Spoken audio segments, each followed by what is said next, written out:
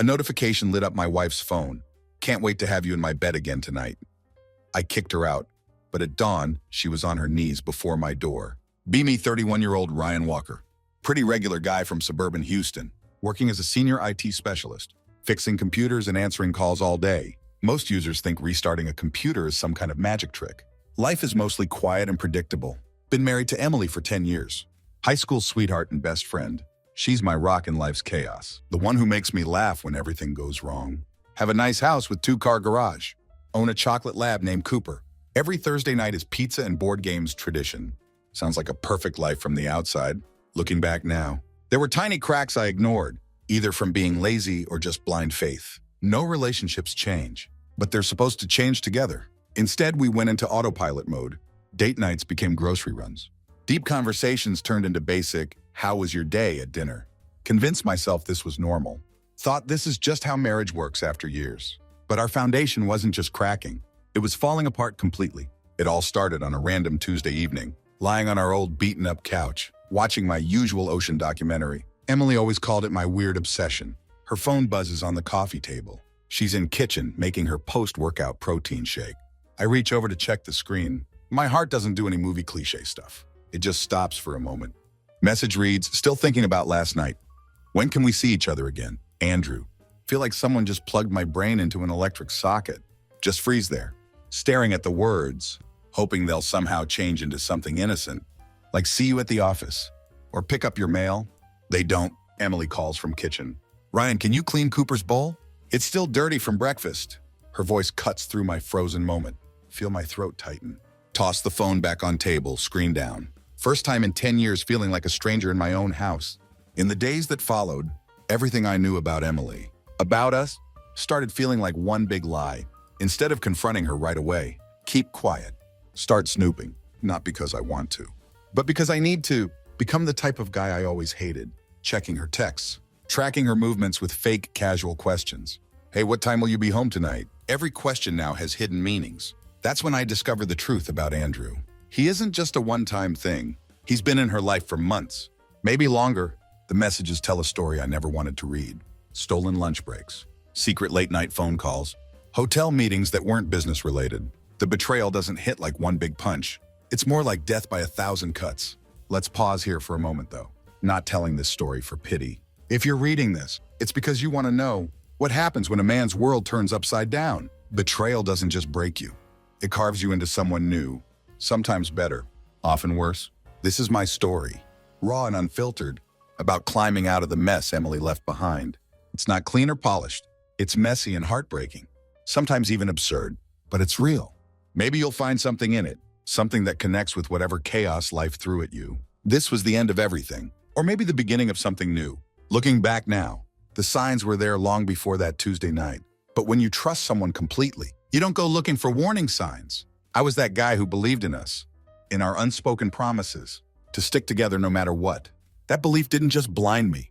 It made me deaf to all the changes. In how we talked, in how we lived, in everything. Emily started changing about 2 years ago. At first, it seemed harmless. Just little things, the kind you ignore because everyone changes with time. She joined this fancy fitness studio, specialized in hot yoga, said it was about self-care and pushing boundaries, actually encouraged her. The irony hits different now.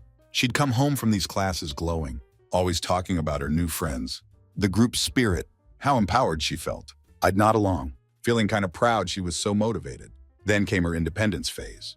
Started talking about wanting to travel, to explore new things. "Ryan, you can't just sit on that couch forever. We need more excitement in our lives." Tried to meet her halfway. Planned weekend trips to nearby cities. Even suggested we take diving lessons. Got the idea from one of my ocean documentaries. But my version of adventure wasn't what she wanted. Emily was looking for something edgier, something that didn't include me. Let her go to those yoga retreats alone. Told myself I was being a supportive husband. We started drifting apart, slowly, quietly, in the most ordinary ways possible.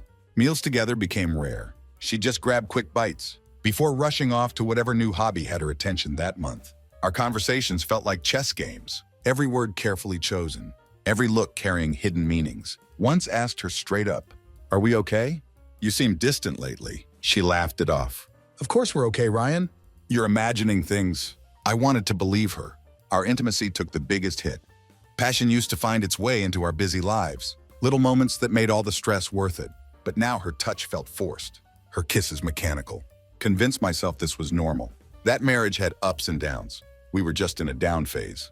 We'd climb out eventually. But Emily wasn't interested in climbing with me. While I was on autopilot, thinking we just needed time, she'd already started writing her own story. One where I was just a minor character. Small things started piling up. A perfume I didn't recognize. Her sudden disinterest in our date nights.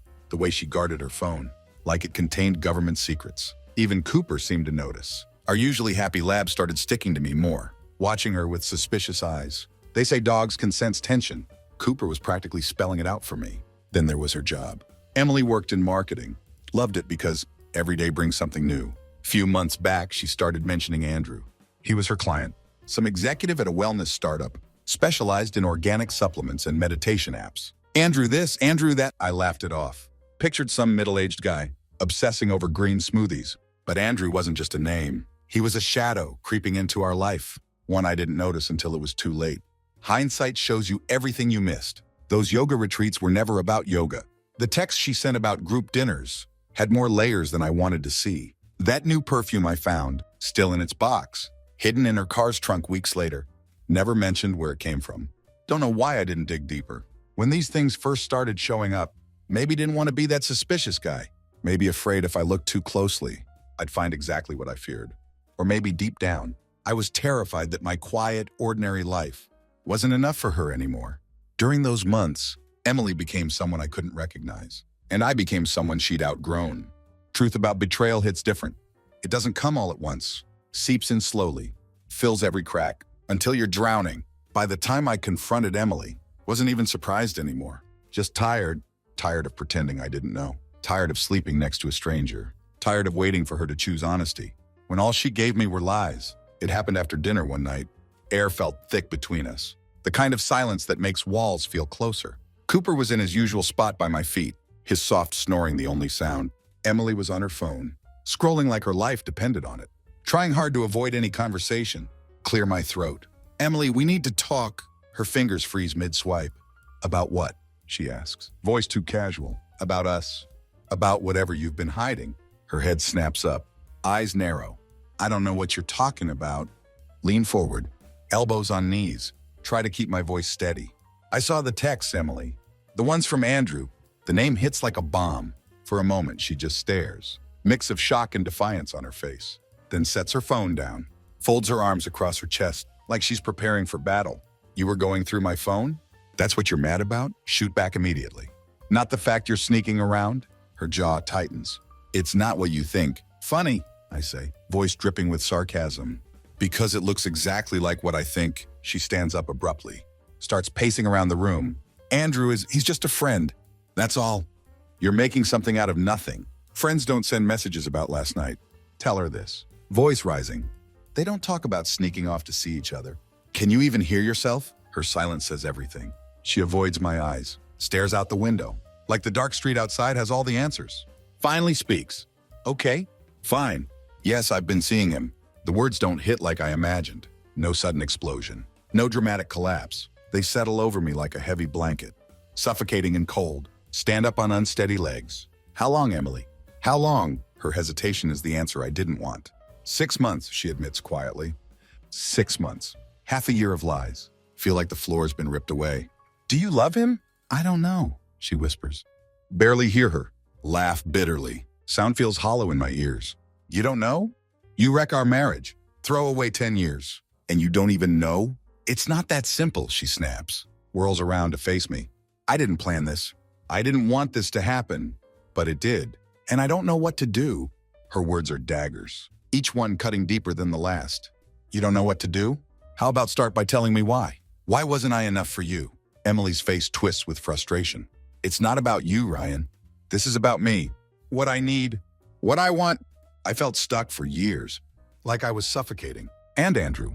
He made me feel alive again. Alive. That word rattles in my head, like a loose bullet. So I made you feel dead? Is that it? Ask with breaking voice. She doesn't answer. Her silence speaks volumes. Stare at her. This woman I thought I knew better than anyone. Realize I don't know her at all. Person standing before me isn't my Emily. Not the girl who held my hand through everything. who promised me forever. She's someone else entirely. Finally managed to say, I need you to leave. Her eyes widen. Ryan, go, say firmly. Pack a bag and leave tonight. Emily's face crumbles for a moment, before hardening again. Without another word, she turns and walks to bedroom. Hear her moving around. Sound of zipper, soft footsteps through our home. Like a ghost, Cooper lifts his head, watches her curiously, before settling back down with a sigh. When she finally leaves, sound of door closing feels like both relief and pain. Sink onto couch, head in hands, weight of her betrayal crushing me. House is too quiet now. Silence echoes with traces of her presence. Don't sleep that night. Just sit there in the dark, replaying every moment of our life together. Wonder where I went wrong. How I missed all the signs. But mostly wonder how I'll ever put myself back together. Morning after Emily walked out, house feels like a tomb. Every corner echoes with memories. Her laugh in the kitchen, her voice calling Cooper from the yard, her favorite coffee mug, still sitting on the counter, untouched, under all the emotions, grief, anger, disbelief. Feel cold resolve starting to take hold. Don't have the luxury of falling apart. There are decisions to make, things to handle. Marriage might be dead, but I'm still breathing. Feed Cooper first. Force myself to eat a piece of toast. Open my laptop. Cursor blinks at me. Waiting. Fingers hover over the keys. How do you even start this? How to file for divorce feels too clinical. What to do when your wife cheats feels too desperate. Settle on divorce lawyer near me. List of names and reviews pop up. Start calling. Most places put me on hold. Cheerful receptionist asking me to wait. By third call, ready to scream. Finally, a woman's calm voice answers. Good morning, this is Jennifer Maxwell's office. How can I help you? Need to, consult about filing for divorce. Voice comes out rougher than intended. Of course, we can schedule an initial consultation. Would tomorrow at 10 a.m. work? Tomorrow feels too soon, and not soon enough. All at once. Yeah, that works. Call ends with keyboard clicks. Just like that. Wheels are in motion. Rest of day passes in blur. Go through shared accounts. Change passwords. Document transactions. Try to figure out what's hers. What's mine? What's ours? It isn't pretty. Emily always handled the bills. I trusted her with that. Now sifting through credit card statements, payment schedules, feel like a complete fool. Find charges I don't recognize. Hotel bookings, expensive restaurants I've never heard of. Boutique purchases way outside our usual budget. Try to convince myself they don't mean anything, but deep down, no better. They're breadcrumbs, leading straight to her other life. That night, can't bear to sleep in our bed. Set up camp on couch instead. Cooper at my feet, bottle of bourbon on coffee table. Keep thinking about Emily's face when she admitted the truth. How there weren't any tears. Just cold resignation. She didn't even fight for us. That's what hurts most. I'd loved her enough to believe we could fix anything. She'd love me enough to give up. Next morning, find myself sitting across from Jennifer Maxwell. No-nonsense attorney in her late 40s. Sharp eyes and even sharper wit. Hair in tight bun. Speaks in clipped, efficient sentences. Leaves no room for interpretation. So let me summarize, she says. After I lay it all out, 10 years of marriage. No children. One shared property. Minimal joint assets aside from accounts. Is that correct? That's right, I say. Feel exposed under her scrutiny.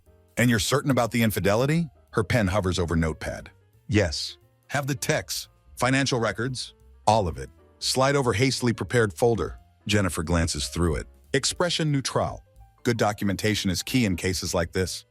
Are you aiming for amicable split or something more decisive? Have to hesitate.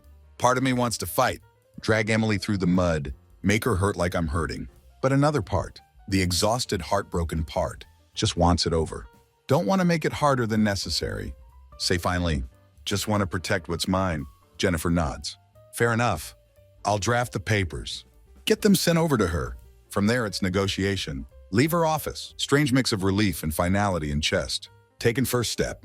The one that means no going back. But road ahead still feels like walking barefoot over broken glass. That afternoon, text Emily for first time since she left. We need to discuss logistics. Jennifer Maxwell is representing me. Her response comes quickly. We'll find my own lawyer. And let's keep it civil, Ryan. Please, civil. After what she did, she has audacity to ask for civility. Want to throw phone across room? Instead, stare at her message. Try to decide if I hate her or miss her more. Day ends like it started. Cooper at my feet. Me staring at walls of house we built. Except it's not our house anymore. Just mine. Realization hits like punch to gut. Every picture frame, every piece of furniture, every memory feels tainted. Tell myself it'll take time to untangle what was real from what she ruined. Time is something I have plenty of now. First few days after papers get served, everything's a blur. Awkward logistics. Icy formalities. Nothing feels real. Emily shows up one evening, wants to get her things, texts ahead asking if I can make myself scarce. While she packs, the nerve of it. Acting like I'm the inconvenience. Nearly sends me into tailspin. Instead of arguing, leash up Cooper. Take long walk around neighborhood. Don't want to see her? Parading through house. Cherry-picking what pieces of our life she'll take. When get back, her car is gone. Empty spaces she left behind. Feel more glaring than ones she filled. She didn't take everything. Just enough to carve herself out of our home. Bedroom closet looks half-robbed. Her side of bathroom counter eerily bare. Even took that fancy coffee maker she loved so much. Hate that I notice every missing thing. Something about Quiet House amplifies every thought. Cooper follows me room to room, like a shadow. Tail wagging weakly. Eyes full of concern. Dogs are like that. Don't understand human drama, but they know when things aren't right. That weekend, throw myself into projects. Need to keep mind occupied. Box up rest of her things. Stuff she hadn't bothered to take, but still painful to look at. Her books, her scarves, even that damn yoga mat. Each item goes into box labeled Emily. Gets shoved into garage. Next project is house itself. Need to reclaim it. Strip away remnants of us. Make it mine again. Start with small things. New sheets. Different throw pillows. Rearrange furniture and living room. Not much, but feels like step forward. Dining table where we shared meals. Suddenly less daunting. When shove it against wall. Replace 2 chairs with plants. Small victories. One night, mindlessly scrolling online. See ad for DIY home improvement workshop. Normally would keep scrolling. Something about idea appeals. Maybe it's promise of distraction. Maybe need to prove. Can build something that won't fall apart. Either way, sign up for Saturday class. Learning how to refinish wood furniture. That Saturday becomes first real glimpse of life outside the fog. Class held in small workshop downtown. Instructor is gruff but friendly older guy. Goes by Pete. Walks us through process. Sanding, staining, sealing a chair. By end of it, have passable dining chair and strange sense of accomplishment. Reminder, however small, that's still capable of creating something meaningful. Days blur into weeks. Slowly routines begin to shift. Start running with Cooper in mornings. Crisp air cuts through mental haze. Work becomes escape too. Throw myself into projects, half ignored before. Even lunch breaks feel different. Seek out quiet parks. Instead of eating at desk, take time to think, to breathe. But nights are still hard. Nights bring silence, and silence is where the ghosts live. Memories of Emily creep in when least expect them.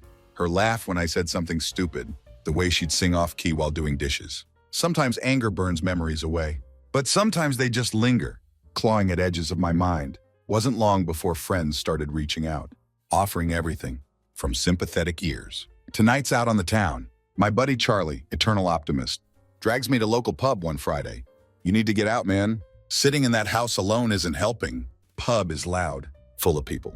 All seem blissfully detached from weight I'm carrying. Let Charlie order drinks. Zone out while he chats with coworkers. Don't really engage until one of them introduces herself. Leah. Notice she has that easy kind of confidence. Makes you wonder if she ever worries. What people think of her. You look like you'd rather be anywhere but here, she says with knowing smile. Guilty, I admit. Manage weak smile back. She laughs. Same here. Big crowds aren't really my thing. But Charlie insists this is the place to be. Talk for a bit about nothing too deep. Just music. Movies. Her rescue dog, which she insists is more demon than pet. For first time in weeks, feel almost normal. Not whole. Not happy, but like man taking first shaky steps toward light. When get home that night, Cooper greets me. Same enthusiastic tail wag as always. Sit down on couch. Scratch behind his ears. Realize house doesn't feel quite so empty anymore. Maybe just adrenaline from being around people again, or maybe something deeper. Either way, know one thing for sure. Life isn't going to wait for me to catch up. Have to keep moving. One step at a time. First time I hear from Andrew's wife, Sophia, catches me completely off guard. Didn't even know she existed until her name pops up in email. Subject line reads, important, we should talk. For a moment, just stare at screen, pulse quickening. First thought is spam or some bizarre scam, but as read her message, reality settles in, like blow to gut. Hi Ryan, my name is Sophia. I believe we have a shared problem. Recently discovered my husband Andrew has been involved with your wife Emily. I've pieced things together over past few months. Your name came up. Know this is awkward, but think it's important we talk. Please let me know if willing. Beneath her polite tone, can feel undercurrent of pain. Mirrors my own. Thought of Emily and Andrew's affair. Isn't new. Been gnawing at me since I found out. But now, revelation that someone else dragged into this mess. Someone just as blindsided as me. Leaves me reeling. Take few deep breaths. Pace around room. Finally reply. Sophia, sorry to hear you're caught up in this too. Think it would help to talk. Let me know what works for you. She responds quickly. Suggests coffee shop downtown. 2 days later, find myself sitting across from her, uncertain what to expect. Sophia, nothing like I pictured. Poised woman with sharp features, piercing hazel eyes. Hold sadness I recognize all too well. She wears confidence like armor, but tight grip on coffee cup betrays her nervousness. Thanks for meeting me, she says, voice steady but soft. Yeah, of course, reply. Guess neither of us asked to be here. She gives bitter smile. No, we didn't. For a moment, just sit there. Let noise of coffee shop fill silence. Then she leans forward, voice dropping low. When did you find out? About a month ago. Emily admitted it when confronted her. You? Few weeks, she says, jaw tightening. Andrew wasn't as forthcoming. Had to pry it out. After found suspicious emails. Shake my head in disbelief. Unbelievable. Just don't get it. How do you live double life like that? Sophia sighs, stares into her coffee. Like it might hold answers. Been asking myself same thing. Thought we were happy, or at least content. And then this talk for nearly hour. Compare timelines. Piece together fragments of betrayal. Turns out Emily and Andrew meeting up under guise of work trips. Late night meetings. Details are nauseating, but neither of us shy away. Something cathartic about speaking truth out loud, even when it hurts. At one point she asks, do you ever blame yourself? Question hits harder than expected. Spent countless sleepless nights asking myself if could have done more, been more attentive, more affectionate, more exciting. Yeah, admit finally. But more I think about it, more I realize their choices weren't about us. They were about them. Sophia nods slowly. That's exactly what I've been trying to tell myself. Still doesn't make it hurt any less? No, agree. Voice comes out rough. It doesn't. We part ways, with unspoken understanding, something neither of us could articulate. Sophia and I aren't friends. Not exactly. But we're allies. In war, neither of us signed up for. Strange comfort in that. Over following weeks, exchange occasional texts, sometimes emails, sometimes about logistics, coordinating with lawyers, untangling financial webs. Andrew and Emily wove in their shared fantasy world. Other times, just to vent. Only so much you can unload on friends or family before their sympathy turns to thinly veiled pity. But Sophia understands everything without needing explanations. One evening she calls, her voice steady, but there's an edge to it. Ryan, have you ever thought about talking to Andrew? Question catches me off guard. Don't know if I could handle that. I get it, she says. But I've been thinking, I deserve answers. Closure. Maybe we both do.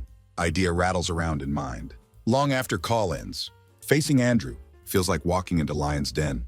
But part of me wonders, if she's right, do I need to confront him? To finally start moving forward, do I want to? For now, though, grateful for Sophia's steady presence, as painful as it is, to relive betrayal.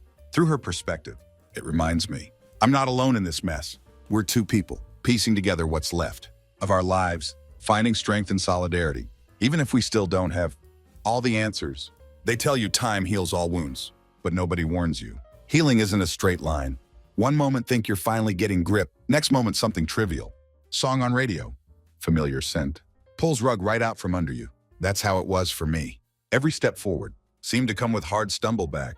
Even Cooper started picking up on my moods. He'd lay his head on my lap during darker days, eyes full of concern, as if he knew I wasn't really okay. And honestly, I wasn't, despite best efforts, to reclaim sense of normality. Weight of betrayal stayed, like stone in chest. One rainy Saturday afternoon, find myself digging through old photo album. One Emily and I put together. After our honeymoon, smiling faces, carefree moments, captured on tropical beaches. It all feels so far away now, like it belonged to someone else entirely. How had we gone from that to this? Hands trembling. As slam album shut, shove it back in closet. Hardest part isn't anger or sadness. It's constant volley between the two. One moment furious at Emily and Andrew for what they did to me, for way they shattered life. I thought we were building together. Next moment mourning everything we lost, replaying old memories, wondering if they'd been as real for her. as they had been for me. Emily has her own emotions to grapple with, though refuse to let myself dwell on that for too long. See her updates on social media. When can't resist urge to look. She never mentions divorce outright, but there are glimpses. Cryptic quote here. Picture of new apartment there. Her friends leave encouraging comments. Make me grit my teeth. To them, she's strong, starting fresh.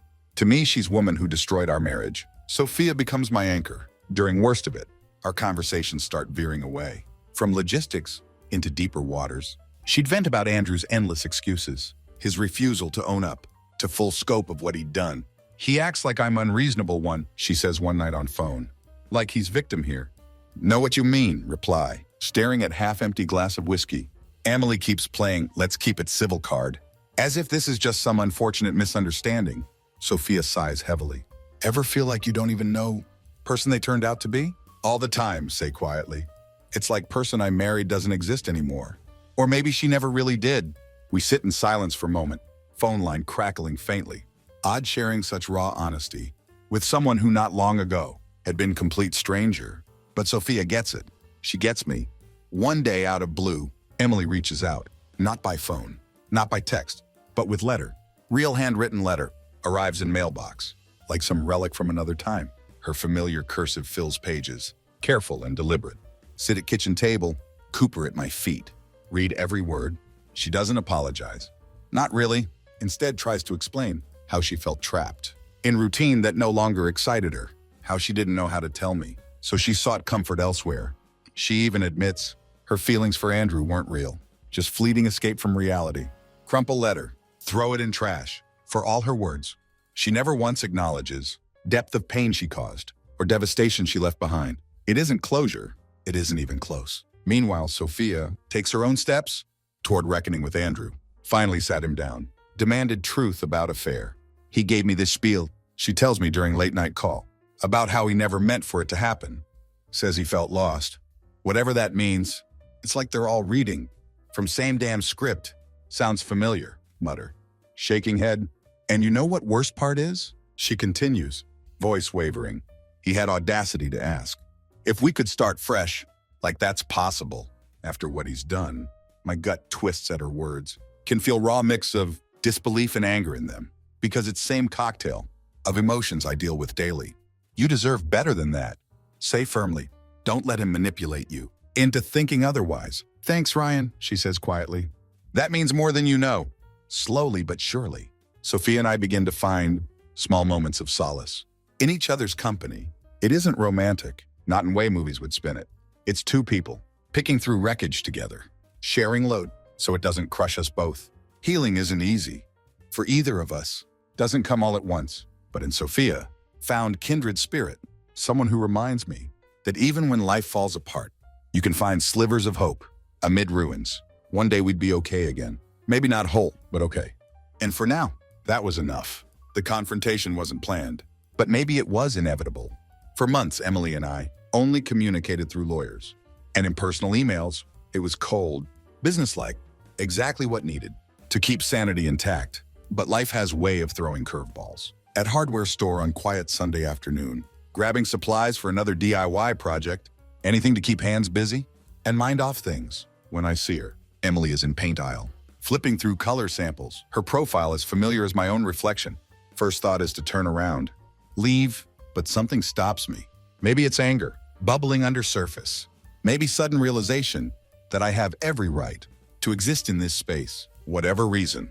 Don't walk away, she spots me moment later. Her eyes widen. For brief seconds, see her hesitate. Then she smiles. Awkward, tentative thing. Raises hand in greeting. Don't smile back. Ryan, she says, voice tinged with surprise. Hi, Emily. My tone clipped, betraying none of storm brewing inside. Uncomfortable silence. As we stand there, two strangers who used to share life. She shifts awkwardly, gestures to paint samples in hand. I'm repainting living room. In my apartment. Feels so beige. Stare at her, unsure if she's trying to make small talk or explain why she deserves to feel cozy in a new place. While I'm left cleaning up, mess she made of my life. Nice for you, say flatly. Turn to leave. Wait, she calls after me, her tone softening. Can we talk for a minute? Hesitate. Every part of me screams. To keep walking.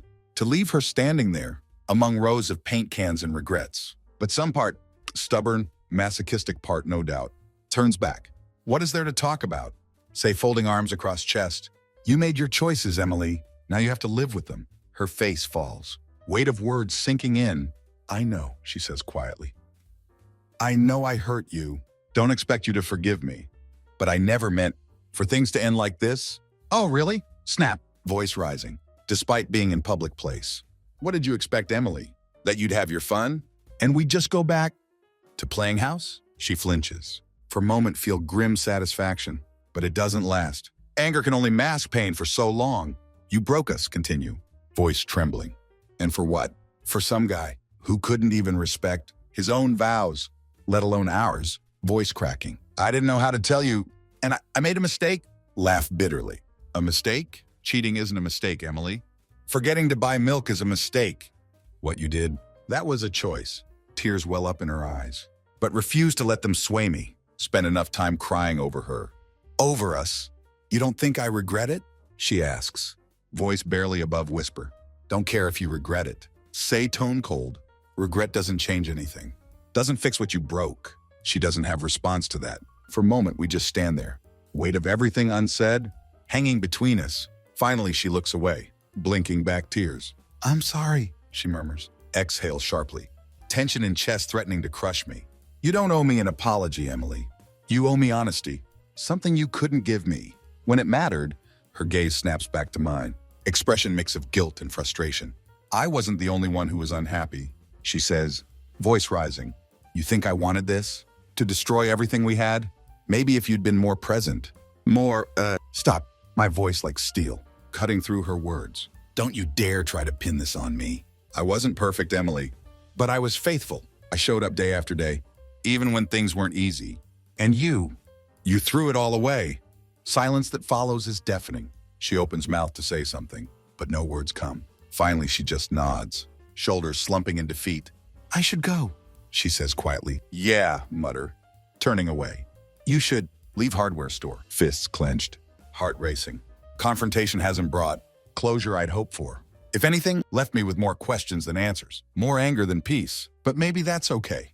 Maybe closure isn't something Emily can give me, no matter how many tears she sheds or how many apologies she whispers. As drive home, storm inside begins to settle, leaving behind strange hollow calm. For first time realize, don't need her to understand my pain. Don't need her at all. What need is to keep moving forward, find my own way. Out of darkness she left me in, and that realization, small and fragile as it is, feels like step in right direction. Didn't think would ever see Emily again. After that hardware store encounter, truth be told, wasn't particularly eager to. Confrontation might have its place. But once words are said, they have a way of rattling around in head, long after they stop matching. But life has strange sense of irony. Late one Friday evening, find myself sitting at cafe, on edge of town. Sophia had suggested spot after one of our longer conversations about coping strategies. Wasn't far from where Emily and I used to live. Neutral ground in grand scheme of things, nursing strong cup of coffee. Lost in thought. When she walks through door, air shifts moment, she steps inside. She's alone, dressed simply, hair tied back, in a way that used to feel casual and comforting. For a brief irrational moment, wonder if she came looking for me. But way her eyes scan room and land on me, tells different story. Her expression mixture of hesitation and determination, like she'd spent hours debating whether to come over. Then before can decide whether to get up or sink deeper into seat. She starts walking toward me. Ryan, she says, stopping just short of table. Can I sit for a moment? Stare at her, wondering what she could possibly want. From me now, but curiosity gets better of me. With reluctant gesture, motion to empty chair across from me. Make it quick. She sits down, clasping hands together on table. For a moment, she doesn't say anything. Eyes darting to steam. Rising from my coffee? Take slow sip, letting silence settle between us. Emily breaks it first. I didn't expect to see you here. She starts, voice tentative. Could say same. Reply, setting mug down with soft clink. What do you want, Emily? Her face flushes, seems to struggle for words. I've been thinking about everything, about us. I know I can't change what happened, but I wanted to stop, cut in, holding up hand. If this is another apology, you can save it. Don't need to hear it. I know I can't fix this, Ryan. I know you probably don't even care. what I have to say anymore. But I miss what we had. Bitter laugh escapes before it can stop it. You miss it? Funny how that works. You didn't seem to miss it when you were sneaking around behind my back. She winces, but doesn't look away. I know I don't deserve your forgiveness, she says softly. I'm not asking for that.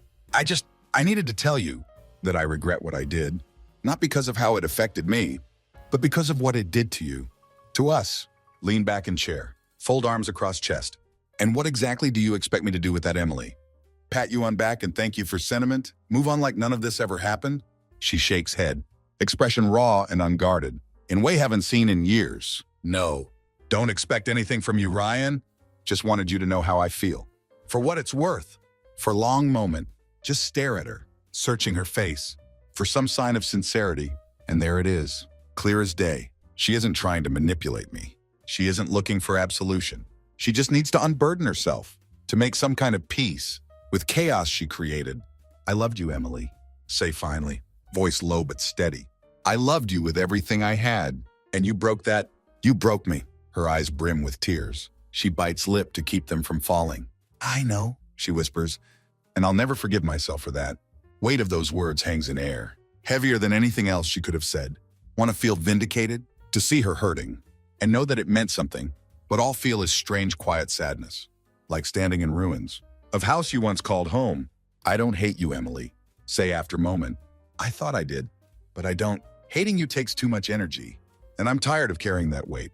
Her lips part, as if to speak, but no words come. Finish my coffee, standing slowly, pick up check. I hope you find what you're looking for. Say, meeting her gaze one last time. And with that, walk away, leaving Emily sitting there, her regrets as visible as coffee cup cooling on table, for first time since nightmare began. Don't feel need to look back. Don't feel need to stay, not healed, not entirely, but taken another step. One that finally feels like it's in right direction. It's funny how life still surprises you, even when think got everything figured out. Not in way things used to surprise me. Before everything with Emily. Back then, surprises came wrapped in joy, in love, in hope. Now they come in quieter forms, moments of reflection, chances to breathe, and unexpectedly, new beginnings. After last time saw Emily, didn't feel relief. Not immediately anyway. Instead, there was this emptiness, odd sort of stillness that seeped into every part of life. Truth was, didn't know how to live. In this new reality, where my future wasn't intertwined with hers. Didn't know who I was supposed to be. When person I'd planned life with was now just memory. But what I did know was this. Couldn't keep drowning. In regret. In anger. In the past. One afternoon. Just few weeks after. Final meeting with Emily. Made decision. Wasn't big gesture. No sudden move across country. No bold reinvention of myself. But decided that I wasn't going to be defined by pain anymore. Wasn't about forgiving Emily. Or forgetting what she'd done. Was about finding my way forward. Reached out to real estate agent. My house, one Emily and I bought together, felt foreign now. Rooms filled with echoes of everything that once was, and silence between them seemed to speak louder than words. Packed up what I could. Started with easy stuff, things that still felt like they belonged to me. That's how I ended up looking at apartments in downtown area. Small, nothing extravagant, just place where I could start new. Didn't need much, no need for huge kitchen or extra bedroom, just enough space to breathe without constant reminder of all that had gone wrong. When signed lease for new place, felt something new. Little surge of hope. Hadn't had hope in so long. Almost forgot what it felt like. Spent next few months in sort of limbo, but one where started to carve out something that was mine. My routine changed. No more waking up next to Emily. No more family breakfasts with Cooper at my feet, but began filling that time with small actions that reminded me who I was, outside of relationship, running on treadmill at night, meeting up with friends for drinks, cooking meals just for me. Sophia had become integral part of this quiet transition. Our conversations, once primarily about betrayal and heartache, evolved into something else. Sometimes long talks into night, sometimes casual check-ins, but no matter topic, they were always grounding. She was finding her own strength too. Together we became each other's reminder that you didn't need partner to move on. Could start anew on your own, as long as you didn't let weight of past drag you down. Then unexpectedly came message. Hey, it's me, Ryan. Sophia sent it. During one of our usual back and forths, hesitation wasn't lost on me. Didn't know how to interpret it. It's been a while. Wanted to check in, see how you're doing. No, things have been rough. Just wanted to say, if you need anything, let me know. That was all. Wasn't sure how to respond at first. Still part of me angry with her for what she allowed to happen. But ultimately, anger felt pointless. After everything, wrote back simply, I'm managing, Sophia. This is difficult, but I'm getting through. Her reply came almost immediately. I'm proud of you. Smiled at message, not for any particular reason, but because realized something. In that moment, was finally proud of me too. Not for being perfect, not for somehow magically erasing all that had gone wrong, but for choosing to keep moving. And that choice to move forward, that was what really mattered. It wasn't easy. This new life wasn't suddenly some glowing version of myself, walking around unscathed, but no longer resented past either. Lost things, people, time, trust, but hadn't lost myself. And while had no illusions about future, wasn't afraid of it anymore either. Standing in doorway of new apartment, alone, yet full of quiet optimism. Understand something, for first time in months. A chapter had ended. One I thought might break me, but here I am, writing new one. One where I call the shots. One where I become again, person I was before it all fell apart. There's no perfect ending, but it's a beginning, a real one. And for now, that's enough. Stare at empty walls of this new space. They don't echo with memories, like old house did.